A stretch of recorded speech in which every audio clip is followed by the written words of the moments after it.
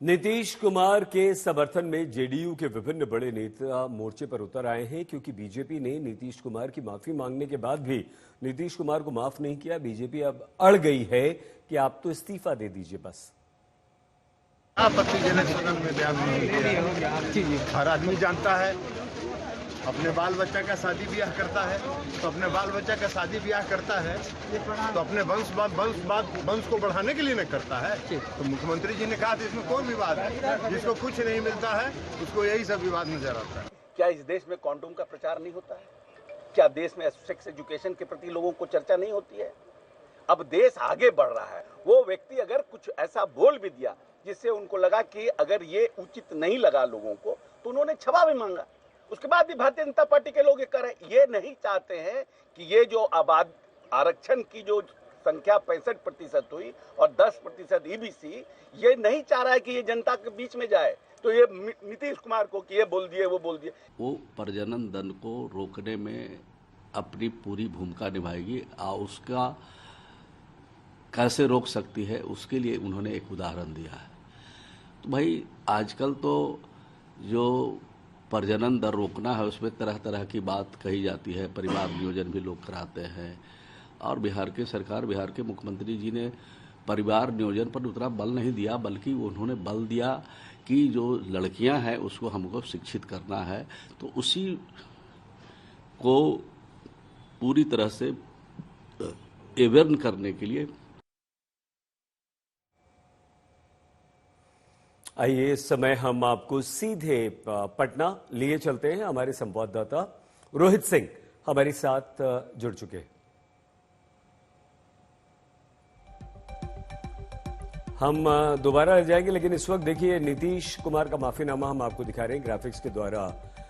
ये बयान से क्या नीतीश को कुछ नुकसान होगा? जी हां, नीतीश की छवि को इससे धक्का लगा है। पहली बार माफी मांगने की नौबत आई है किसी भी बयान पर। नीतीश कुमार ने माफी मांगी है। महिलाओं की नाराजगी बढ़ सकती है। नीतीश कुमार महिलाओं से महिलाएं नाराज हो सकती हैं। महिलाओं पर नीतीश का बयान, अब माफी क्या काफी है? आइए हम आपको सीधे लिए चलते हैं पटना। रोहित सिंह हमारे संवाददाता हमारे साथ जुड़े हुए हैं।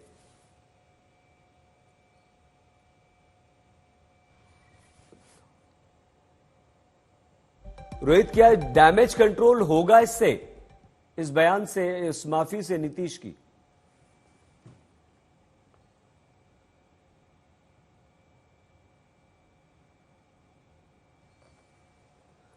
रोहित, हमारी आवाज सुन पा रहे हैं आप?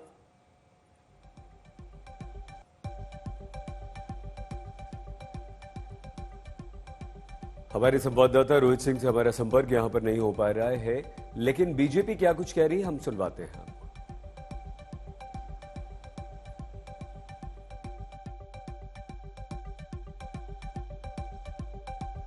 इतना शर्मनाक बयान है कि भाई कोई भी महिलाओं ही नहीं, कोई भी संभ्रांत परिवार का व्यक्ति या महिला इसको सुन करके शर्मिंदा हो जाएंगे।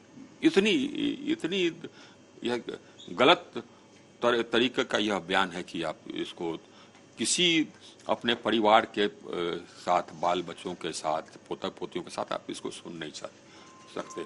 ये अब महिलाओं के लिए तो खैर बर्दाश्त करने की बात एकदम है ही नहीं। ये देखिए साहब, ये सिर्फ लोगों को ठग करके वोट लेते हैं, महिलाओं को ठग करके वोट लिए। इनको कोई इज्जत नहीं है महिलाओं के लिए, यह स्पष्ट हो जाता है। इनको कोई इज्जत नहीं। और माफी मांग लेने को होश आ गया, माफी मांग लेने से ही ये समाप्त नहीं हो जाता। ये किस प्रकार का इनका ये मोरालिटी है, किस प्रकार का चरित्र इनका है, यह स्पष्ट कर देता है। और यह भी स्पष्ट कर देता है कि हमको लगता है कि ये मानसिक संतुलन इनका, ये मानसिक आपा में नहीं रह गए। ये बुढ़ापा बहुत जल्दी आ गया है, तो इसको डिमेंशिया कहते हैं अंग्रेजी में। तो डिमेंशिया आ गया है, तो ये बातें भूलते हैं, अपने सहयोगियों की बात भूल जाते हैं। कोई कौन सहयोगी उसका नाम भूल जाते हैं। तेजस्वी कह रहे हैं कि झुझक जो है लोगों में होती है, और वो सेक्स एजुकेशन के ऊपर बात कर रहे थे, देखते कि उन्होंने डिफेंड करने की कोशिश की उनके बयान।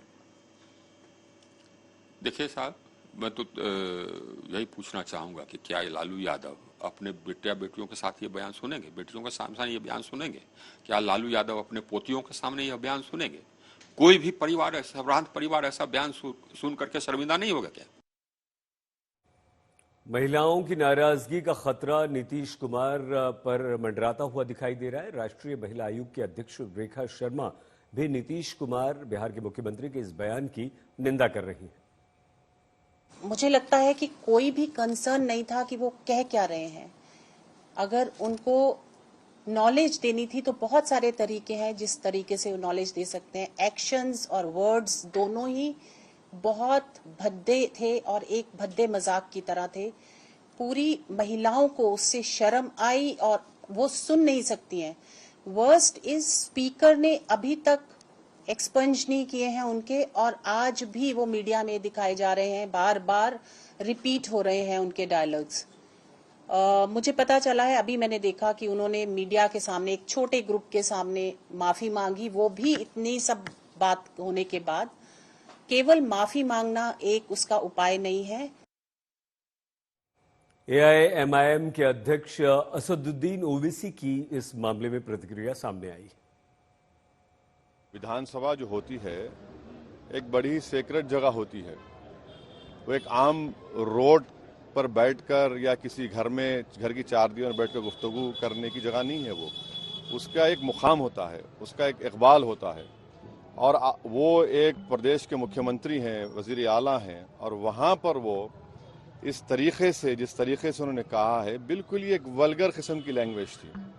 उसको वो कह सकते थे कि जब जितनी महिला ज़्यादा पढ़ेंगी वो अपनी औलाद को कब पैदा करना वो तय करेंगे, मगर बजाय उसके इस तरह से बिल्कुल ही एक वल्गर तरीके से उन्होंने जिस तरीके से उसको डिस्क्राइब किया है अपने एक्शन से, अपनी अल्फाज से, ये बिल्कुल ही सही नहीं है। भाई कम से कम आप इस बात का तो लिहाज रखिए कि आप कहाँ पर खड़े होकर बोल रहे हैं।